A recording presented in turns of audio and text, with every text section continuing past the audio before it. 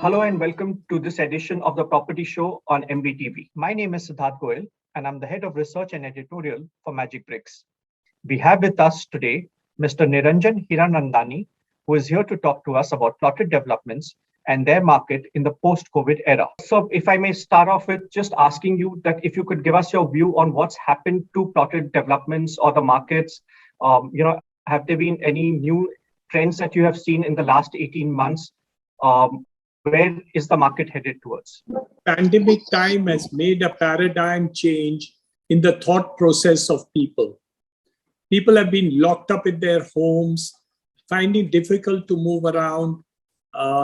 They have found that their families needed more space because they were congested at home. In the congested areas of the city centers, people found it extremely difficult. And many times, when you entered into a building, it was locked down. The building was locked down because 4 families had been full of COVID, and the corporation prevented anybody from either entering or exiting this building. This was a nuisance value which was kind of new to each and every person who lived into these complexes. The third part of it was the internet connectivity in the country has improved. So people who were staying in the urban areas, city areas, or even in the peripheral areas were able to connect and be able to do their work right from home. This was a new thing which occurred, which was not happening before. The affluent may have gone to certain of their large homes, but it was even the other classes of people who probably went to their hometown, home village, and other places of their residence where there was more open air. Only the need was connectivity, connectivity, and connectivity. The third part, which was extremely important, was the fact that people were comfortable with the fact that they were doing transactions on video conferencing or through the internet. And this is something which was totally foreign to most of us who worked before. So what has been the result of all this? The first result was that people needed larger spaces than they were used to before. The next part was that the interest rates have come down. So the borrowing capacity and the ability for a person to buy a bigger home was definitely there now than it was before. All this resulted in people moving away from the vertical towers and wanting to go out in a place which was open, maybe a little remoter from their homes and cities, maybe tier 2 cities, maybe in the periphery of tier 1, tier 2, tier 3 cities, or even in remoter areas of places which were far away from the madding crowd, but had luxury positions or easier to live. The consequences of all this, Siddharth, has been the fact that people are willing to buy more and more and invest into plots. So they have an aspiration and ambition that they will not only buy the plot, but build that plot and then sometimes buy ready-made villas, ready-made plots, row houses, and then be able to do so. So a lot of secondary sales took place in this segment in terms of A plots, B villas, C row houses, and other things in the periphery of cities, and especially in holiday area homes around urban areas. So if you went to Lonavala, Khandala, Alibag, Goa, other areas around Mumbai, places which were there, large number of plotting schemes did come up, including one of ours, and a lot of good sales have taken place during this interregnum period. So plot sales have definitely come up. Sir, in the 18 months that have gone by, have developers now launched new projects for plotted developments, or are secondary sales still taking place in older projects? Where is the market headed now? Both are happening, Siddharth. The reason is very simple, that earlier, if you looked at the MMR market, for example, we had 5 years of stocks which were there. That has come down to almost 1.5 years of stocks. So obviously the stocks of finished goods and others under construction have come down tremendously, which means sales have taken place. So obviously the encouragement for developers to go in for new projects is definitely there. Buyers will then go for bigger flats. So we have double whammy. The earlier flat which they wanted to sell and then upgrade themselves is also selling. And also the buyers are then going in for larger flats from the newer developers or newer projects, which is also selling. So it's a double whammy. Going into the future, what do you think is the potential for our existing cities to support a higher number of plotted development projects? If you look at the Mumbai metropolitan region again, in the next 5 years, you are going to see 300 kilometers of metro. You're going to see the completion of the Cross Harbour Bridge, which will connect South Mumbai to Panvel and Karjat. It was going to bring a new airport at Navi Mumbai.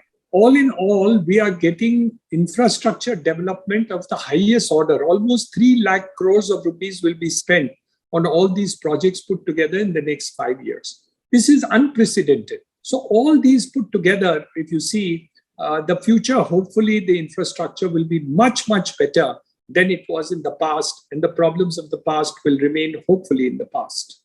Sir, has the demand only been for housing projects, or have we also seen demand for plots for warehousing and industrial? We have set up a platform along with Blackstone for industrial and warehousing.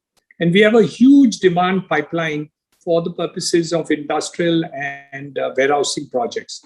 So we are doing extremely well, and this appears to be the future. On the other hand, what is lacking is the fact that people have not yet got back to the commercial offices. And that is a challenge as it stands today. However, all the IT companies have made it very clear that post Diwali and before Christmas, all the companies will be back functioning from the offices, and at least 75-80% of them will all be functioning from the offices. And after keeping safe distancing, the requirement of commercial offices will go up and not come down. But then that brings us to the question that if commercial demand goes up and companies insist on their employees going back into their offices and working, how will that play out for plotted developments? Because all these buyers who are, like you mentioned earlier, are looking at moving into more open spaces, individual homes, and most of these are actually located at great distances from the city corridors where a lot of these IT companies are located. How would then they manage that particular issue? Yeah, but it's not an either or situation. There will be some people who will still function from outlying places, but not everybody functioning from the office will have that luxury to do so. And at the same time, the companies may want some of the people to continue to work from home and not require that much office spaces. But my reading is that as GDP grows, the requirement of commercial spaces any which way will grow, and plotted development will also grow if GDP of the country is growing. So it's not an either or situation. It'll be both will be growing. So far, most of the plotted developments that we've seen have either been too big, which is mostly in second home kind of projects, or they've been too small and they've been managed mainly by local developers, who are not even really well organized. So how do you think this scenario will play out in the future? I think both will happen. I think there will be small players, but people who are nimble and small will also be able to play out into the marketplace. And there will be also larger developers who will consolidate and get into this marketplace. The local players will have an upper hand because of the ownership of land and so on and so forth. You will have smaller developers doing smaller lead and need operation in local areas, in projects. And you will get also larger developers who will spread through the country, spread through the areas, and also be able to do consolidation in view of their market credibility that they hold and the goodwill that they have in terms of operation. They will, of course, enjoy a market share which is bigger. But the question is, how much will each of these segments grow? Time will tell. Do you think that the market is, especially for plotted developments, is in favor of end users, or is it in favor of investors, or is it a mix of both? Mix of both. I have seen in the North India in the last 20 years, huge number of investors have bought small plots all over the country. Huge. I mean, tremendous number. They were only investors into the marketplace. So earlier, I would say there was much bigger investor market and a very small actual user market. I think the actual user market has in fact grown over a period of years. So you see much more actual users market also coming into the marketplace, but that does not mean that the investors have dried up.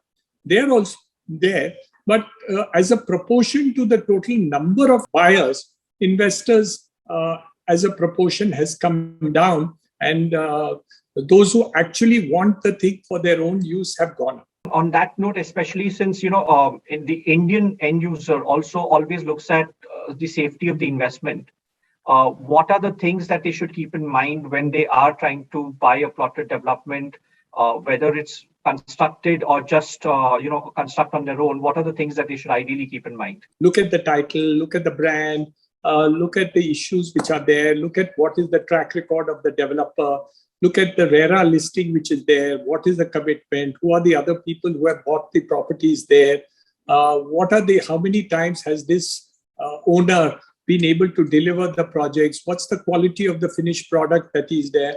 I think some due diligence requires to be done before you actually go for purchase of plots. And also, of course, the commitment in terms of branded companies would be far higher than if you go to somebody who's doing a first-time sale.